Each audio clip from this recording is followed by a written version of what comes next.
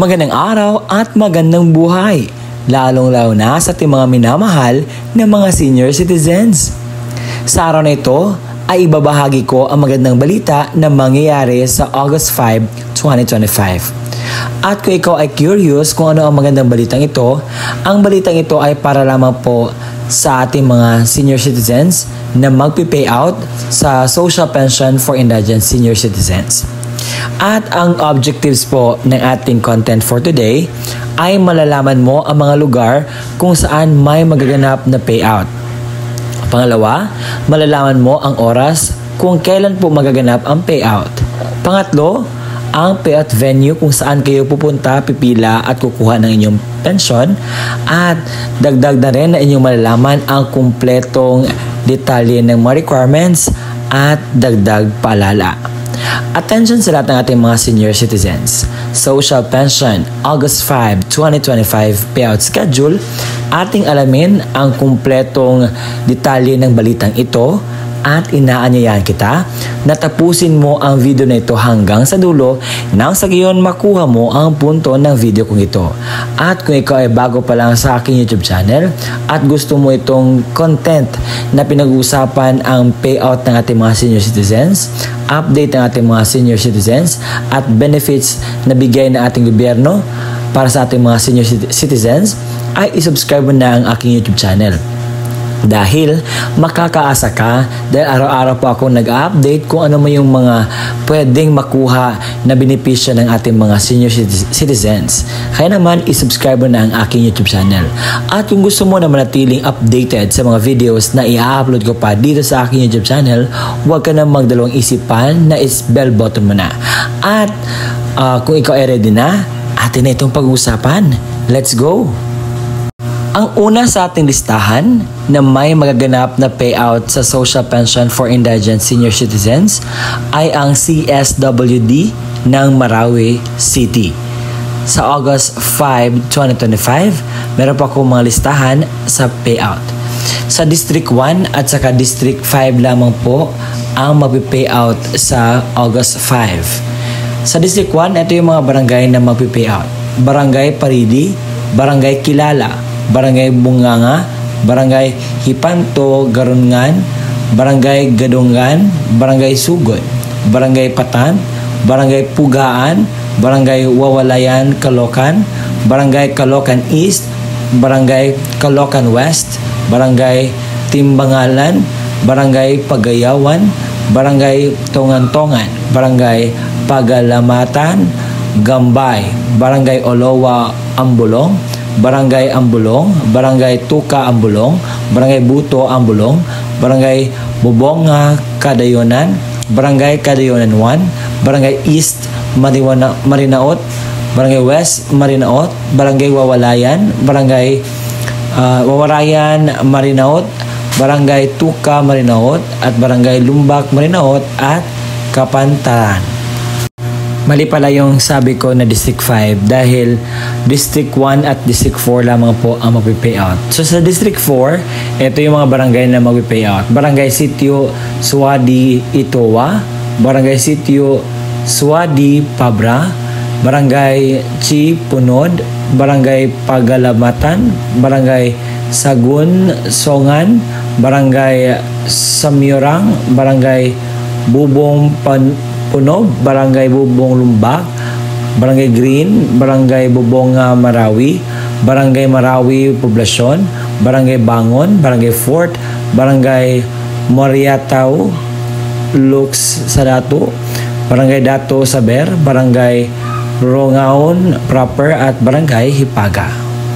Ang kasunod na mag-payout ay ang Davao del Sur sa Magsaysay. Sa Barangay Poblasyon, ang payout venue po ninyo ay sa Poblasyon Gym, sa Barangay Balnate, Tagaytay, San Miguel, sa San Miguel Gym, at Barangay Mabini at Barayong sa Barayong Gym. Yan po ay magaganap sa August 5, 2025. Ang kasunod na magpi-payout ay ang barangay ng Barayong. Dahil sa August 5, 2025, ito po yung detalye ng payout.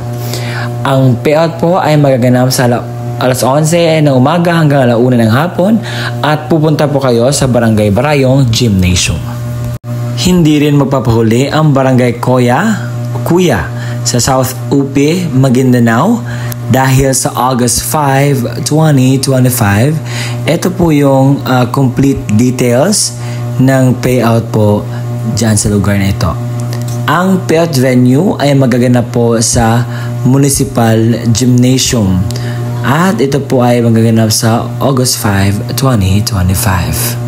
Sa probinsya ng Davao del Sur sa City of Digos sa August 5, 2025 ay meron pong magaganap na payout sa alauna ng hapon at pumunta lang po kayo sa Barangay Gymnasium at merong total na recipients na 214.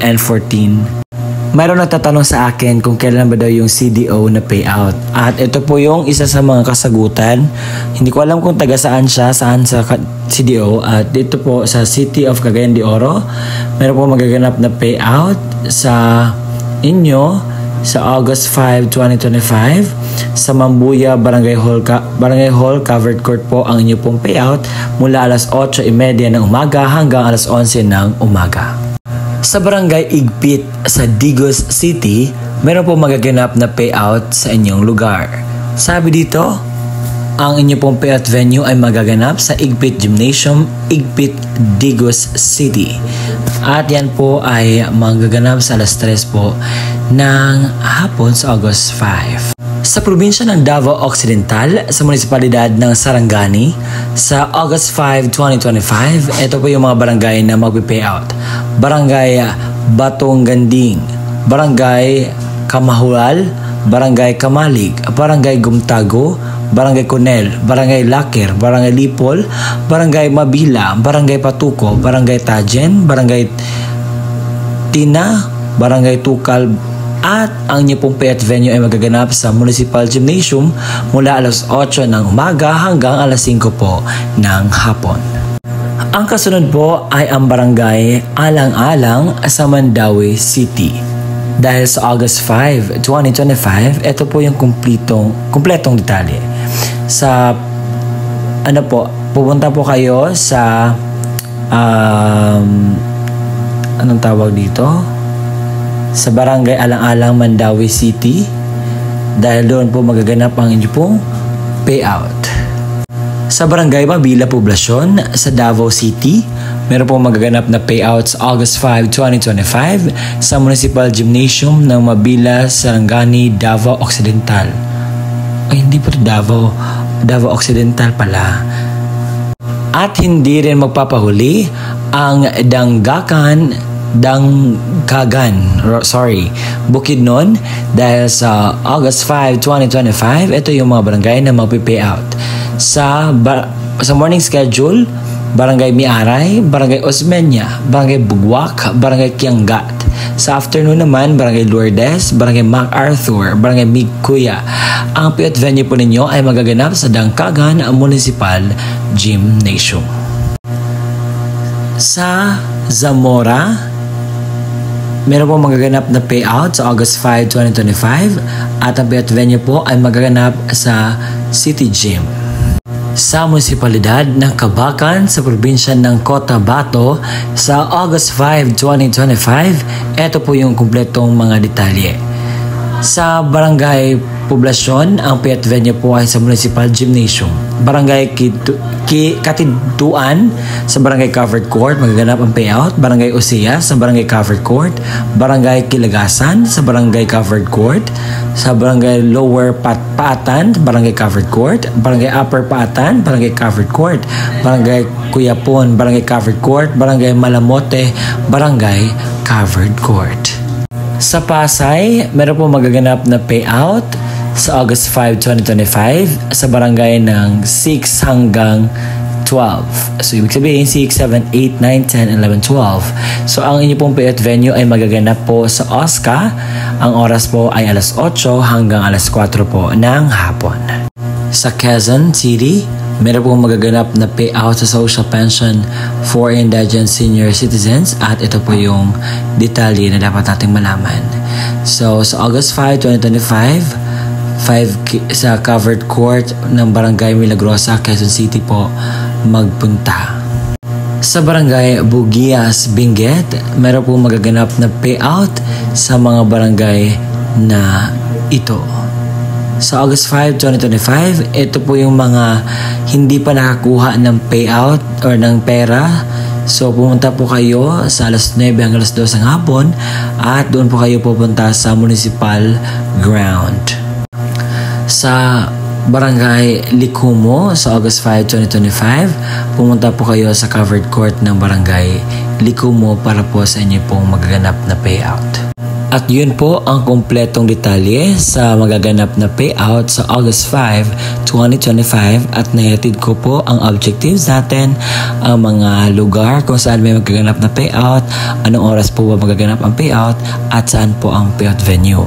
Na sana enough po ang aking nabigay na baka maraming magko-comment dyan na fake news ito. Hindi po ito fake news dahil inahanapan ko po ng resibo.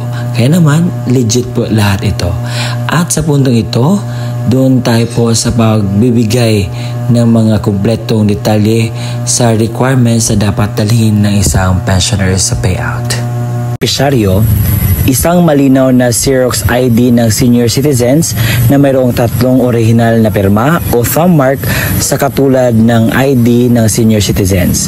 Paalala, pananatihing presentable ang mga dokumento. Ilagay sa plastic envelope ng iwasang magusot.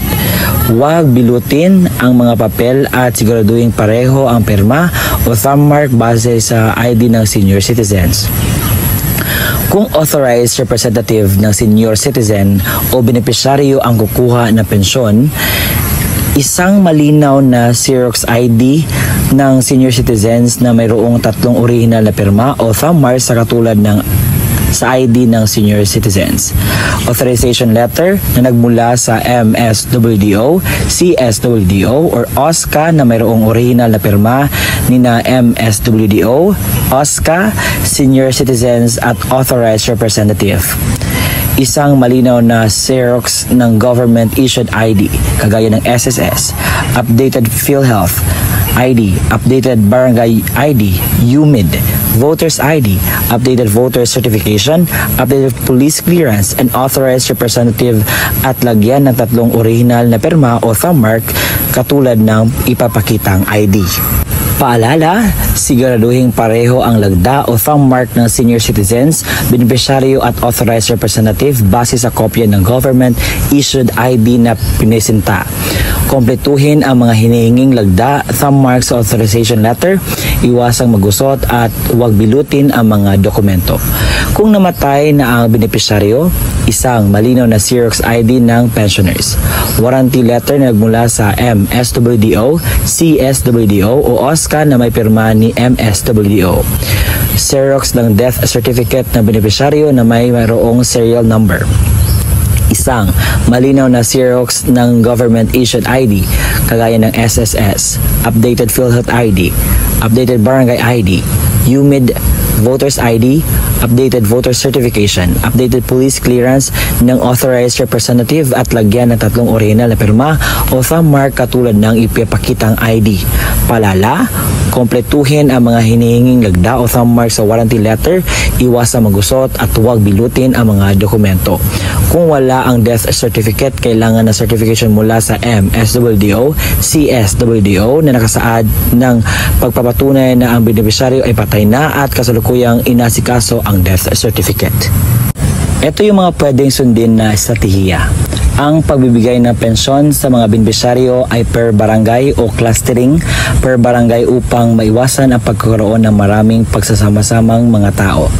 Gawing sunod-sunod ang pila hanay ng mga benepisyaryo base sa numero or payroll number na ibinigay upang maiwasan ang pagkakaroon ng pakiusapan, sangat at lalo higit ay mas mapadali ang daloy ng pagbibigay ng pensyon sa mga benepisyaryo.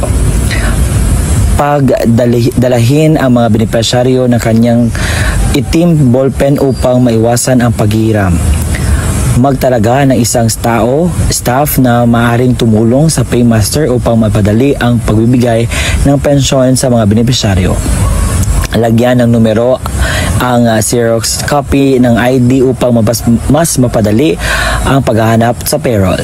Mga paalala: maglaan ng malawak na space para sa pagdadausan ng payout at ng upuan para sa mga benepisyaryo ng programa. Maglagay ng madaming kopya ng certification of same person sa bawat lamesa na upuan ng mga paymaster at siguraduhin may lagda ito ng MSWDO at CSWDO. I-check ang mga lagda o perma sa mga dokumento kung orihinal o kumpleto. Dagdag paalala, dahil laganap na po ang monkeypox dito sa ating lugar, sa ating bansa, ito po yung dapat nating gawin at bilang advice ko na rin sa inyo. Una, kinakailangan po magsuot tayo ng face mask. At pangalawa, kinakailangan pong mag-social distancing.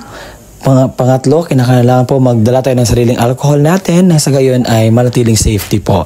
Dahil alam natin na ang mga senior citizens ay medyo kinakailangan ng pag-care at yun po yung mga suggestion ko. At sa pag-payout naman, kinakailangan na mahinahon po. Sumunod lamang po sa alituntunin ng payout nang sa gayon ay wala po tayong problema, aberya o ano man pong pwede mangyari. At pumunta lang po kayo sa araw mismo ng inyo pong payout. Huwag po kayo mag-advance na pumunta doon.